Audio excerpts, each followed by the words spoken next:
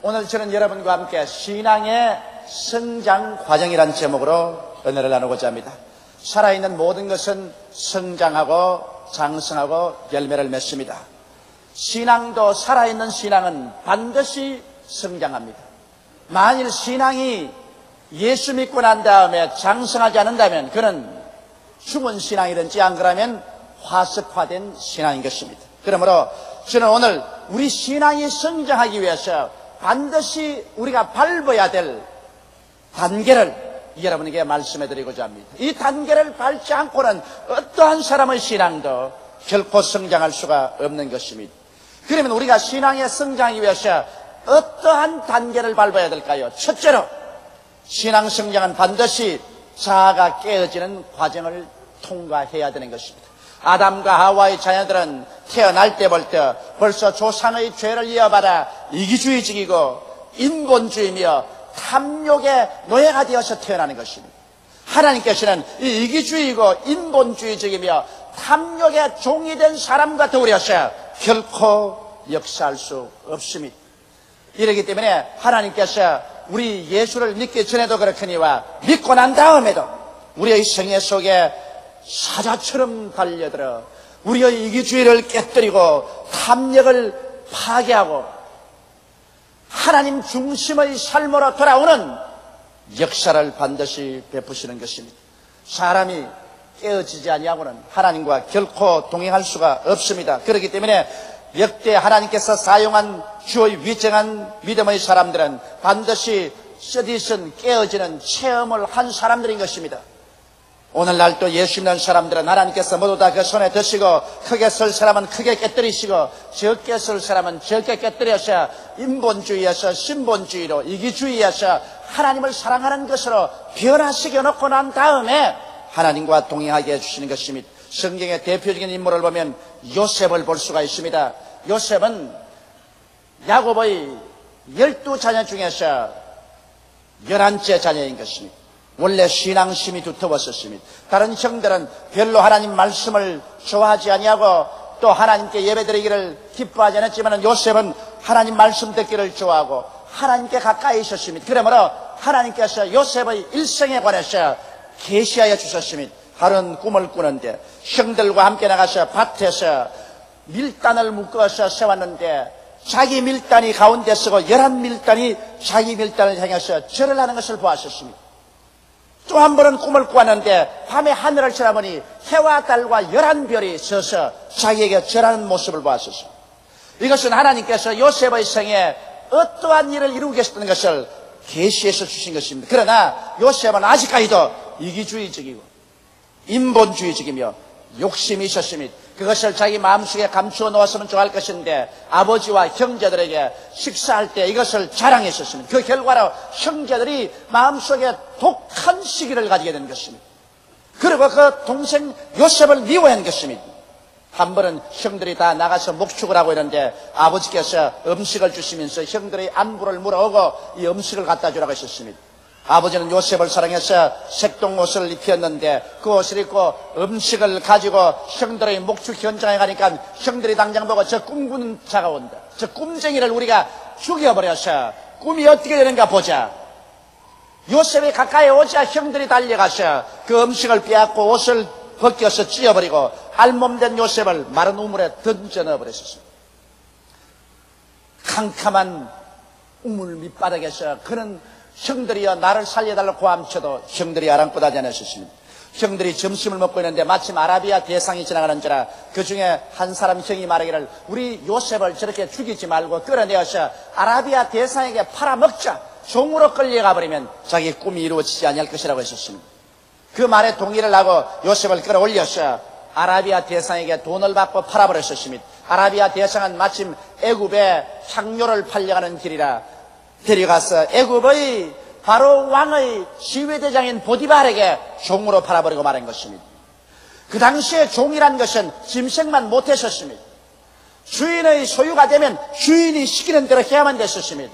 여기에서 17살 난 호사스럽게 자란 요셉은 보디발의 종으로 들어가서 뼈가 으스러지도록 노동을 하면서 기나긴 11년의 세월 동안 눈물로 밥을 삶고 지나간 것입니다. 그런 동안에 요셉은 깨어졌었습니다. 이제는 자기 중심의 생활도 깨어지고 고집도 깨어졌었습니다. 인본주의도 깨어졌었습니다. 사나 죽으나 하나님께 의지하고 하나님을 바라는 신앙이 그 마음속에 자라기 시작한 것입니다.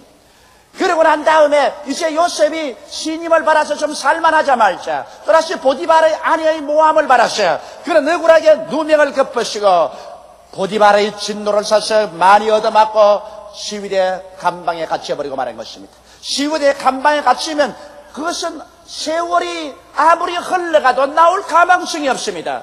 그래서 요셉은 그 감옥에 들어갔어요. 1년이 지나고 2년이 지났었습니다. 희망이 없는 세월 속에 그는 썩어가고 있었습니다. 그러는 동안에 하나님께서 역사하셔서 요셉이 깨어져서 살든지 죽든지 흥하든지 망하든지 승하든지 쇠하든지 주님 중심으로 서게 변화가 되자 하나님께서는 요셉을 끌어내어서 애굽의 국무총리로 만들어버리고 말한 것입니다. 이러므로 하나님께서는 어떠한 사람도 사용할 사람은 그 사람이 윤리와 도덕적으로 아무리 깨끗하게 살았다고 할지라도 그 인격적으로 깨어져야만 할 수 있는 것입니다. 이렇기 때문에 주님께서는 우리에게 달라들어서 마치 사자와 같이 우리들을 깨뜨리시는 것입니다. 이러므로 깨뜨림을 받지 아니한 사람치고 하나님께서 사용하는 사람은 없습니다. 예수를 구주로 믿은 사람들은 모두 다 여러분의 신앙 과정에서 반드시 시험과 환난을 통하며 혹은 물을 통하고 불을 통하면서 여러분의 고집이 깨어지고 인본주의가 깨어지고 탐욕이 깨어지고 하나님 중심으로서는 신앙생활로 들어가는 훈련을 받게 된다는 것을 여러분 마음속에 알게 되시기를 주의 이름으로 축원합니다. 둘째로 우리가 마음이 깨어지면은 그 다음 하나님께 대한 무조건적 신앙을 얻을 수가 있게 되는 것입니다. 깨어지지 않은 사람은 하나님 앞에 말이 많습니다. 신앙을 간믿은 사람들은 환경 가운데 여러 가지 어려운 일이 다가오면 하나님 이것은 왜 이렇습니까? 저것은 왜 이렇습니까? 잔소리가 많고 불평이 많고 하나님께 주문도 많고 부탁도 많습니다. 그러나 깨어진 사람은 하나님 앞에서 말이 없습니다. 깨어진 사람은 하나님의 절대 주권을 합니다. 하나님의 위대성을 합니다. 하나님을 두려워할 줄 압니다. 그래서 하나님 앞에 엎드려서 하나님이여 흥하든지 망하든지 승하든지 쇠하든지 살든지 죽든지 아버지 뜻대로 하시옵소서. 절대로 아버지만 믿습니다. 하나님 말씀이면 무엇이든지 믿고 실천합니다. 이와 같은 절대 신앙이 생겨나게 되는 것입니다. 깨어진 사람은 하나님의 말씀을 가지고서 왈가왈부하지 않습니다. 여러분 아브라함이 바로 그와 같은 사람입니다. 아브라함은 나이 75세 하나님의 소명을 받고 그는 가나안에 왔었으나 그는 아직까지도 육신이 살아있는 사람이었습니다. 이기주의적이고 탐욕이고 인본주의가 있었습니다. 하나님께서 아브라함을 깨뜨리는데 무려 25년의 기나긴 세월이 걸렸었습니다. 아브라함은 말할 수 없는 시련을 겪어서 나중에 그 나이 100세가 되었을 때는 완전히 깨어져서 흥하든지 망하든지 승하든지 쇠하든지 살든지 죽든지 하나님만 따라가겠다는 그런 심정으로 변화되었습니다. 여러분 아브라함이 세후에 하나님의 명령을 듣고서 100살에 낳은 이삭을 제물로 드린 것을 생각해 보십시오. 난 최근에 신한영화사에서 천지창조라는 새로운 영화를 도입해서 저를 보고 와서 기도해주고 한번 시사를 해라고 해서 갔습니다. 제가 천지창조 시사를 봤는데 대개 기독교 영화를 만든 영화사에서는 이 성경하고 비슷하게 했지 성경대로 만들지를 않습니다만 이번 천지창조는 보니까 창세기부터 시작해서 아브라함의 성에까지 성경과 거의 100% 일치되게 만들어 놓았어요. 굉장히 제가 감격을 느꼈었습니다. 제가 본 영화 중에서는 아마 이 천지창조가 가장 성서적으로 좋은 영화가 아니었는가 생각했는데 제가 좀처럼 울지 않은 사람입니다. 우리 최하실 목사님이 늘 말씀하기를 조 목사가 눈에 눈물만 흘리면 수많은 청중을 울리겠는데 그만 눈물 하나 없어가지고서 언제나 집회 가면 맹숭맹숭하다고 탄식을 하셨습니다. 그런데 내가 요번에 너무 많이 울어가지고서 옆에 있는 분이 미안해서 못 견디겠어요. 자꾸 눈물이 나는데 그 왜 내가 울었냐면 그게 아브라함이 요셉 그 아들 이삭을 제물로 드리는 장면이 나오는데 하나님께서 아브라함아 부르십니다. 내 외아들 내 사랑하는 독자를 모리아산에 데려가서 제물로 드리라. 아브라함이 그 하나님 말씀을 듣고 그런 바위를 치고 몸부림치면서 하나님 이럴 수가 있습니까? 하나님이 백세에 준 아들을 내 손으로 죽여서 제물로 드리라니 이럴 수가 있습니까? 나는 그게 가슴이 찡했었습니다. 여러분, 아버지가 되면 누구든지 자기 자식하고 비유해 보는 거예요. 하나님께서 날 보고 내 세 아들 중에 한 사람을 데려다가 내 손으로 죽여서 제물로 드리라면 난 달아났지. 도저히 자신이 없습니다. 나는 아브라함의 그 심정을 그 천지 창조에서 내가 뼈저리게 볼 수 28년을 제가 성경을 설교했건만은 실제로 그 장면을 보는 것보다는 더 감격적일 수가 없어. 그런 몸부림을 치고 고민을 하다가 하나님께 순종하기로 작정을 하고 엄마에게 인사하고 오라니까. 엄마, 나 아버지 따라 모리아산에 가서 제사를 드리고 오겠다니까. 어머니가 내가 너를 낳기 위해서 90년을 기다렸는데 내가 너를 버리고 어떻게 사느냐. 그러나 아버지 따라가겠다. 그 장면을 볼 때 아버지는 그 아들을 죽이러 가는데 얼마나 가슴이 쓰리겠습니까? 사흘길을 그래서 모리아산에 올라가서 나무단을 쌓아놓고 그 아들을 품에 아들이 끼어안기는데 아버지는 허리띠를 풀어서 그 손을 묶고 몸을 묶어가지고서 그 아들을 재단에 였는데 그 아버지의 얼굴을 보니까 말이 아니에요. 창백하고 이그러질 대로 이그러지고, 그래서 그 아들을 재단에 여놓고 나무에 불을 붙여 불이 타오르는데 그런 칼을 들어가지고서 그 아들을 치려고 합니다. 나는 거기에서 아브라함은 진실로 믿음의 조상이 되고도 남았다고 생각합니다. 내 같으면 못 쳐요. 그 칼을 들어가 내 가슴을 쳐버렸지. 그 자기 자식 눈을 금박금박하고 쳐다보고 있는 그 자식을 어떻게 칼로 칩니까? 그러면서 그 이삭이 묶여서 칼로 내리치려는 아버지를 잡아보고, 아버지, 하나님이 명령하시면 이런 것까지라도 순종해야 되나요? 그래, 하나님이 명령하시면 이것이라도 순종해야 된다. 내가 입담이 없어서 그렇지, 내가 입담만 했으면 오늘 여러분 다 울었을게요. 지금 정말 내가 많이 울었어요. 내가 부정과 하나님께 대한 순종, 이 갈림길에서 절대로 하나님께 순종하겠다는 그 장면을 보고 마음에 깊은 감동을 느꼈었습니다. 내가 우리 집사람 보고서 우리 애들 반드시 그 천지 창조는 구경을 시켜라. 성경을 안 읽더라도 그 마음의 깊은 감격과 하나님께 순종을 한번 가르쳐야 된다. 제가 그런 말을 했었습니다. 여러분, 일단 우리가 진실로 깨어진 사람이면 아브라함과 같이 하나님께서 말씀하시면 질문을 하지 말아야만 되는 것입니다. 하나님 말씀하시면 목숨을 바쳐서 순종해야 돼요. 아멘입니까? 그런데 내가 우리 교회 성도들 보면은 글쎄 자식을 바치는 것은 고사하고라도 50만 성도 가운데 하나님께 11조를 드리는 성도가 3만 명밖에 안 됩니다. 뭘 아멘은 무슨 아멘이요? 아브라함은 자식도 드렸는데 11조도 드리지 아니하면서 그 손 들어서 아버지여 축복하여 주옵소서. 하나님이 축복을 해 주시려도 기가 차서 할 수가 없을 것입니다. 왜? 이기주의고 탐욕이 꽉 들어찼으니까 내 물질인 곳에 내 마음도 있다고 했는데 물질 중 11조조차도 하나님께 드리지 않으면서 무슨 믿음의 사람이라고 말할 수가 있겠냐는 것입니다. 과연 아브라함은 믿음의 조상이 될 만한 것입니다.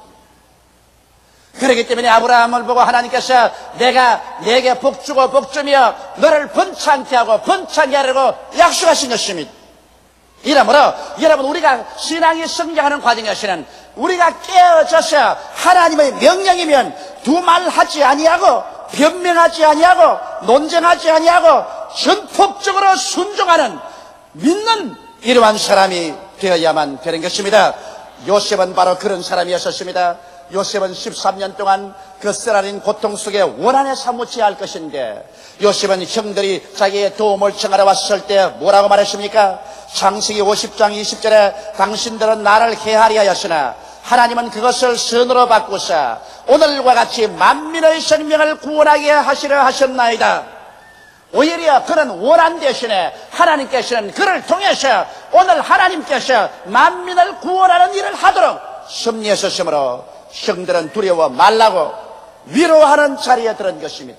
이와 같은 절대적인 신앙, 이것이 우리가 신앙이 성장하고 자라남에 반드시 따라오는 것입니다. 셋째로, 여러분, 우리의 신앙이 성장하기 위해서는 용서가 있어야 되는 것입니다.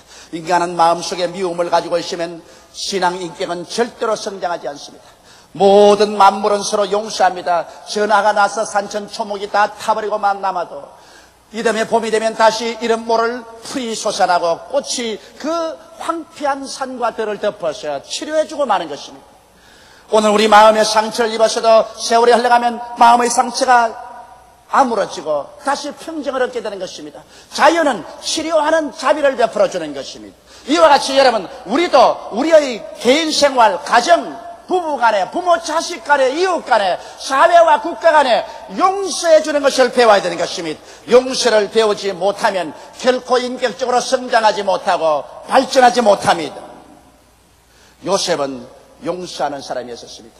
여러분 한번 생각해 보십시오. 형들이 자기를 팔아서 11년의 종살이, 2년의 감옥살이에 그 잔뼈가 다 굵어지고 눈물로 나를 새고 간장이 녹아지는 고통 속에 지난 13년의 세월인데, 이렇게 한 형들이 그 가족들과 데리고 와서 자기에게 살려달라고 할 때 여러분 그 마음속에 원한의 칼을 뽑지 않겠습니까? 그러나 요셉은 신앙이 성장한 사람인 것입니다.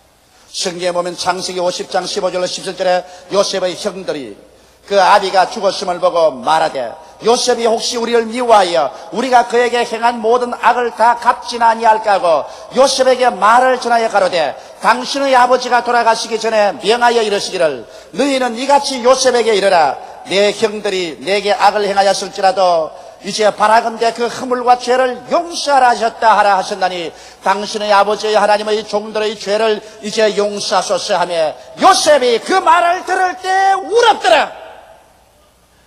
요셉이 얼굴을 붉히고 분노하지 아니하고 그는 형들을 불쌍히 여겼었어요. 그 마음속에 눈물을 흘리고 통곡을 했다. 그리고 형들을 용서했다. 요셉의 그 용서는 우리가 과히 구감으로 삼고도 남음이 있습니다. 오늘날 우리에게 조그마한 원한에 쓰는 일을 했다고 해서 두고 내 눈에 흙이 들어가더라도 나는 너를 잊지 못하겠다고 하는 사람이 많은데, 13년의 감옥 생활에 종살이에 때가 이질어지는 고생을 하고 지나온 그에게 이제 형들이 와서 그게 붙어 살면서 용서해달라고 할 때 그를 보고 통곡을 하고 눈물을 흘리고 불쌍히 여긴 요셉이야말로 위대한 주의 종입니다. 저는 오늘 공개적으로 여러분에게 한 사람 용서해 줄 사람이 있습니다. 여러분 아시다시피 1981년 조용기 그는 과연 이단인가라는 처참한 책을 지어서 그로 말미암아 교단의 문제를 일으켜 제가 결국 교단을 탈퇴해 나오게 하고, 그 다음에 기독교 장로교 통합책의 맹렬한 공격을 받았어요. 우리 교회가 지나온 그 폭풍우와 시련은 말로形容할 수 없습니다. 나는 그 기간 동안에 당한 마음의 고통과 괴로움이 하늘에 사무쳤습니다. 주야로 하나님께 눈물을 머금고 기도를 하고, 하나님이 이 억울한 사정을 주님께서 들어주시옵소서 기도를 했습니다. 하나님은 한동안 저의 기도를 들어주지 않은 것 같지만은 얼마 전에 여기에 제게 편지 한 통이 날라왔었습니다. 이것은 바로 조용기 그는 과연 이단인가라는 책을 지어서 저를 파멸로 이끌려고 하던 김덕환 전도사에게 쏜 편지입니다. 조용기 목사님께 드립니다. 먼저 이 글을 쓸 수 있도록 제 마음을 사로잡아 주시고 회개하는 마음을 주신 하나님 아버지께 감사와 찬양을 드립니다. 몇 년 전부터 조 목사님께 용서를 구하는 글을 드리려고 누차 마음먹었습니다만 직접 배웠고 무릎 꿇고 잘못을 빌어도 씻지 못할 죄인데 어찌 한 장의 편지로 목사님께 용서를 빌 수 있겠는가라는 부정적인 사고방식에 차일피일 미뤘으나 시간이 흐를수록 가슴이 답답하고 기도도 나오지 않고 목사님의 인자하게 웃으시는 얼굴만 떠올라 더 이상 견딜 수가 없어 이렇게 글을 올립니다. 편지를 쓰는 이 순간에도 스승을 욕되게 한 죄 어찌 사함받을 수 있을까 하는 생각 때문에 두려움뿐입니다. 돌이켜보면 1981년 10월 불의한 제가 비판서를 쓴 것은 설해문척 교권 주인자인 조명록 목사의 사주에 의한 것이었음을 고백합니다. 더구나 책자를 통해 세계 선교회 사상 경이적인 50만 성도의 교세를 이루간 여의도 순복음교회와 보수의 세계 선교를 주도하는 조 목사님께 타격과 상처를 주고 교계에서 완전히 매장시키려는 목적하에 쓰여졌으니 내용이 허위 사실, 과장, 조작된 것이기에 역사의 하나님 앞에 그리고 선의의 피해를 당하신 조 목사님께 천추에 씻지 못할 죄를 범하게 된 것입니다. 비판서 출간 이후 저는 양심의 가책을 견디다 못해 전국 각처를 정처 없이 방황하기도 했고 잠 못 이루는 밤이 많았으며 일상생활에서는 우울증세에 시달리기도 했습니다. 더구나 1983년 2월 9월 말경 통합적 총회 소장파 목사들이 저희 집에 찾아와서 모든 것을 책임질 테니 제2탄을 쓰라고 유혹의 손길을 뻗쳐왔을 때 저는 교권주의자들의 비신앙과 비양심을 깨닫게 되었기에 유혹에 넘어가기 전에 속히 조 목사님을 뵙고 용서를 빌고 평안한 마음으로 하늘을 우러러 부끄럼 없이 살고 싶었기에 조 목사님께 위로의 전보를 보냈던 것입니다. 더욱 제 양심을 가책케 한 것은 조 목사님께서 이 불의한 저에게 강단에서 용서의 기도를 드리시는 것을 보고 크게 잘못을 깨닫고 회개의 마음을 갖게 된 것입니다. 그러나 남의 사주에 놀아나 목사님의 명예를 훼손한 제가 어찌 구원의 반열에 들 수 있겠습니까? 어찌 목사님께 용서를 받을 수 있겠습니까마는 죄가를 고백하고 앞으로는 닥쳐올 어떠한 벌이라도 달게 받겠다는 각오로 용기를 내어 이 글을 올립니다. 이렇게 두서없이 죄가를 틀어놓고 나니 이제는 저를 억누르던 사탄의 권세에서 해방된 듯합니다. 이제 악몽에 시달리지도 않고 우울증도 사라질 것 같습니다. 시간이 주어진다면 조 목사님께 특히 눈물의 기도를 드리시는 김성애 사모님과 가족들에게 무릎을 꿇고 사죄하고 싶습니다. 목사님 철부지가 저지른 죄이오니 너그러운 마음으로 용서를 빕니다. 1986년 3월 6일 불의한 제자 김대판 드립니다. 여러분, 세월이 변화를 가져오고 여러분의 기도가 변화를 가져왔습니다. 이야말로 우리가 얼마나 눈물과 고통을 당했었습니까? 한 사람이 우리 교회와 저를 파멸시키려고 거짓으로 조작한 책으로 말미암아 얼마나 사회적인 무리를 일으켰었습니까? 그러나 우리가 참고 기다리고 하나님께 기도한 결과에 그 본인이 성령으로 감동되어서 오늘날 용서해달라는 편지를 보내왔었을 때 하나님의 은혜에 감격하지 아니할 수가 없고 또 저희들도 용서해 주지 아니할 수가 없습니다. 이러므로 저는 공개적으로 김덕환 전도사를 용서합니다. 여러분도 용서해 주시면 아멘 하십시다. 할렐루야. 사람이 회개하는 데는 용기가 필요합니다. 그리고 용서하는 데도 용기가 필요한 것입니다. 그러나 하나님께서 요셉 같은 사람도 용서할 수 있는 마음을 주셨는데 우리도 한 3, 4년 동안 당한 그 눈물의 고통에서 이제는 해방을 얻고 어깨를 펴고 용서하고 모든 수치와 곤욕에서 벗어나서 활리게 치고 걸어갈 수 있게 된 것을 하나님께 감사해 마지 않습니다. 넷째로 여러분, 우리 신앙의 성장이 위해서는 사랑의 실천이 반드시 필요한 것입니다. 일반인의 사랑이라는 것은 자기를 사랑하고 돌봐주는 이를 사랑하고 자기를 미워하는 자를 미워하는 것이 일반적인 사람의 태도인 것입니다. 그러나 하나님 앞에 깨어지고 장성한 사람이란 자기를 미워하는 사람을 사랑하고 원수를 위해서 기도해 줄 수 있는 사람이 되어야 비로소 깨어진 사람인 것입니다. 하나님께서는 내 원수가 줄이거든 먹이고 목마르거든 마시오라. 악으로서 악을 갚지 말고 선으로 악을 이기라고 말씀하고 있는 것입니다. 이렇기 때문에 깨어진 자의 사랑이란 자기를 미워하는 자를 사랑하고 원수를 위하여 기도하는 것입니다. 여러분, 요셉이 그 형들에게 한 말을 한번 들어보십시오. 창세기 50장 21절에 당신들은 두려워 마소서 내가 당신들과 당신들의 자녀를 기르리이다 하고 그들을 강력한 말로 위로하였더라. 자기를 죽이려고 한 사람들을 위로해서 말하기를 당신들을 기르고 내가 당신들 자녀들을 길러주겠다. 그러므로 두려워 말라. 이것이 실천적인 사랑이 아니고 무엇이겠습니까? 이와 같은 사랑이 있어야 비로소 장성한 신앙인이요 장성한 교회요 그러한 사랑을 가지고 나가면 모든 문제가 해결될 수 있는 것입니다. 인간 문제의 해답은 미움은 대화의 단절과 상호 파멸의 멸망을 가져오지만은 사랑만이 이해와 타협과 문제의 해답을 가져옵니다. 오늘 우리 한국의 여당과 야당이 충돌하고 사회적인 여러 가지 혼란과 무리가 일어나고 있지만은 이 문제의 해답이 어디에 있겠습니까? 사랑을 하면은 문제가 해답될 수가 있는 것입니다. 마음에 사랑이 있으면 서로 대화를 하고 서로 조금씩 양보하고 서로 조화를 한다면 문제가 해결됩니다. 그러나 사랑을 제껴버리고 미움과 이기주의와 경쟁심만 가진다면 서로 물고 찌면 서로 다 망하고 마는 것입니다. 문제의 해답은 사랑에 있는 것입니다. 하나님께서는 우리들 모두가 신앙에 성장하여 그리스도의 충만한 분량까지 자라기를 원하시고 계십니다. 그러므로 하나님이 성장케 하는 이 네 가지 과정에 여러분께서 한 사람도 빠짐없이 다 동참하게 되시기를 주님의 이름으로 축원합니다. 우리는 주 앞에서 깨어지고 절대적인 순종과 신앙으로 돌아가며 용서하고 사랑함으로 말미암아 그리스도의 분량까지 자라나셔 하나님 앞에 칭찬과 영광을 받는 여러분 되시기를 주님의 이름으로 축원합니다. 우리 다 같이 고개 숙여 기도드리겠습니다. 사랑이 많으시고 거룩하신 우리 아버지 하나님, 하나님의 긍휼과 자비를 생각할 때 많이 비신들 무엇으로 다 감사하고 찬송하오리까? 우리는 다 아담의 후예로서 인본주의적이고 이기주의며 탐욕주의적인 인간들입니다.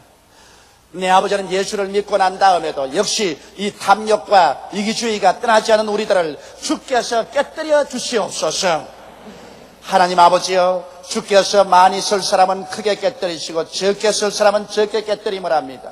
깨어지지 아니하고는 하나님 앞에 결코 쓸 수 없다는 것을 알게 도와주시옵시고 우리가 시험과 환난을 당하여 깨어질 때 낙심하지 말고 오히려 하나님께 감사하는 우리들이 되게 도와주시옵소서.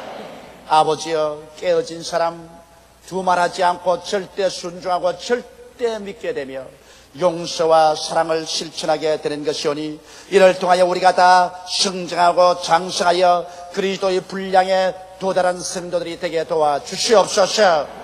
예수님 이름 받들어 기도드리옵나이다. 아멘.